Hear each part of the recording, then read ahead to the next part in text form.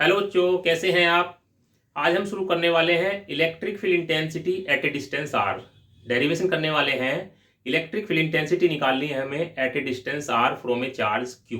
Q charge से यानी कि प्लस क्यू चार्ज से आर डिस्टेंस पे हमें इलेक्ट्रिक फील्ड इंटेंसिटी निकालनी है। तो मैंने हेडिंग लिख दिया ऊपर, electric field intensity at a distance R from a charge Q. Q charge से आर डिस्टेंस पे इलेक्ट्रिक फील्ड कैलकुलेट करनी है हमको, ठीक है। तो ये हमने प्लस क्यू चार्ज लिया ए पॉइंट पर, इससे आर डिस्टेंस पे बी पॉइंट पे हमने इमेजिन किया टेस्ट चार्ज क्यू नॉट, ठीक है। अब आप ये देख रहे हैं जहां पे हमें फोर्स निकालना होता है, ये स्टडी चार्ज है हमारा, तो यही मूवेबल है। चूंकि दोनों पॉजिटिव है तो क्या होगा, रिपल्सन। रिपल्सन होगा तो कौन मूव करेगा, ये तो सोर्स चार्ज है, फिक्स चार्ज है। ये हमारा टेस्ट चार्ज है। तो टेस्ट चार्ज जो होता है वही मूवेबल होता है जो स्टडी चार्ज होता है, जहां पे हम स्टडी करते हैं। तो इस पे स्टडी कर रहे हैं तो इनमें रिपल्सिव फोर्स होगा, तो यही टेंडेंसी रखेगा जो इधर शो करेगा। तो ये इसकी फोर्स की डायरेक्शन हमने शो कर दी है यहाँ पे, ठीक है। क्योंकि रिपल्सन होगा तो इधर आएगी डायरेक्शन फोर्स की, ठीक है। अब यहाँ से देखिए, according to Coulomb's law force on Q naught. तो कूलॉम्स लॉ से हम देखें अगर फोर्स ऑन क्यू नोट तो कितना हो जाता है, F equal to K Q Q naught by R square. ये मैंने फॉर्मूला लिख दिया है, ठीक है, कूलॉम्स लॉ का इसके लिए, ठीक है। ये डायरेक्शन क्या होगी, ए टू बी होगी डायरेक्शन फोर्स की, हमें मालूम है। बट इलेक्ट्रिक फील्ड इंटेंसिटी क्या होता है, E equal to F by Q naught. But E equal to क्या होता है, एफ बाई क्यू नोट। इस F की वैल्यू हम यहाँ से उठा के डाल देंगे यहाँ पे, तो क्या हो जाएगा, ये वैल्यू डाल दी मैंने और क्यू नोट नीचे है, तो क्यू नोट से क्यू नोट कैंसिल हो जाता है। तो हमारी इलेक्ट्रिक फील्ड इंटेंसिटी की वैल्यू आ जाती है के क्यू बाई आर स्क्वायर। और ये इलेक्ट्रिक फील्ड इंटेंसिटी किधर होगी, जिधर हमारा फोर्स होगा, तो ए टू बी ही डायरेक्शन इसकी रहेगी, ठीक है।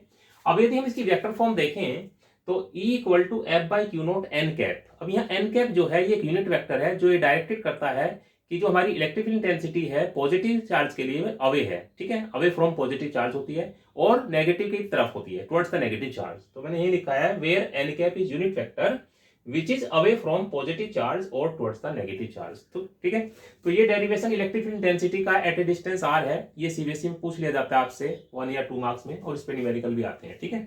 तो इसको आप नोट कर लें, इसका स्क्रीनशॉट ले लें। डेरिवेशन है to find electric field intensity due to a system of point charges, ठीक है। तो हमने यहाँ पे चार्ज कंसीडर किए Q1 जिसका पोजीशन वेक्टर R1 है, ये ओरिजिन लिया हमने यहाँ पे। Q2 इसका पोजीशन वेक्टर R2 है, ठीक है।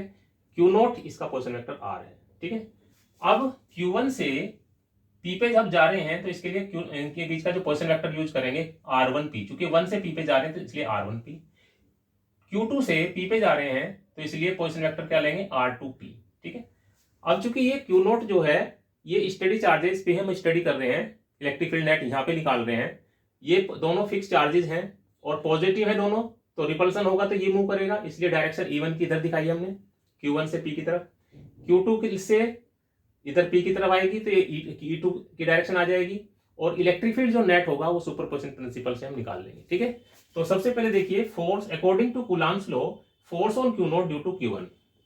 तो F1 equal to 1/4πε0 Q1 Q0 upon R1P का स्क्वायर, यूनिट वेक्टर R1P। ये डायरेक्शन किधर होगी, Q1 टू P, ठीक है। अब इलेक्ट्रिक फील्ड इंटेंसिटी जो निकालें, ठीक है, P पे ड्यू टू Q1, तो E1 की वैल्यू हो जाएगी F1 बाई Q0। इसकी वैल्यू डाल देंगे ऊपर से F1 की, Q0 नीचे है, Q0 कैंसिल हो जाएगा, तो ये इलेक्ट्रिक फील्ड आ जाएगा। और इसकी डायरेक्शन भी क्या होगी, जिधर हमारा फोर्स की डायरेक्शन यानी कि Q1 टू P। सिमिलरली हम E2 निकालें तो ये हो जाएगा 1/4πε0 Q2 अपॉन R2P का square, unit vector R2P। Direction क्या आ जाएगी इसकी, Q2 to P, Q2 to P इसकी डायरेक्शन हो जाएगी, ठीक है।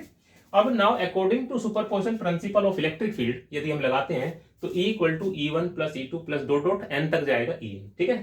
तो E इक्वल टू, सब में आप देख रहे हैं ये चीज कॉमन है 1/4πε0, तो हमने कॉमन ले लिया। Q1 अपॉन R1P का square, unit vector R1P। Q2 upon R2P का स्क्वायर, यूनिट वेक्टर क्या हो जाएगा R2P, plus dot dot Qn upon RnP का स्क्वायर, यूनिट वेक्टर RnP, ठीक है। अब नेट देखें यदि हम, अब ये वैल्यू 1 से लेकर के n तक जा रही है तो हम इसको ले सकते हैं समेशन की फॉर्म में। तो E इक्वल टू 1/4πε0 समेशन या सिग्मा I इक्वल टू 1 से लेके n तक है, और इसकी वैल्यू क्या रखेंगे हम, QI अपॉन RIP का स्क्वायर, यूनिट वेक्टर RIP। इसको हम ऐसे समझ सकते हैं, यदि हम I की वैल्यू 1 रखेंगे तो Q1 अपॉन R1P का square, unit vector R1P। Q की वैल्यू 2 रखते हैं तो Q2 अपॉन R2P का स्क्वायर, यूनिट वेक्टर R2P। इसीलिए n रखेंगे तो Qn अपॉन RnP का स्क्वायर, यूनिट वेक्टर RnP। इस तरह से हम इसको समझ सकते हैं। तो इसको आप स्क्रीनशॉट ले लें और इसको नोट कर लें। बच्चों, यदि ये वीडियो आपको पसंद आई हो तो इसे लाइक करें, शेयर करें और चैनल को सब्सक्राइब करें।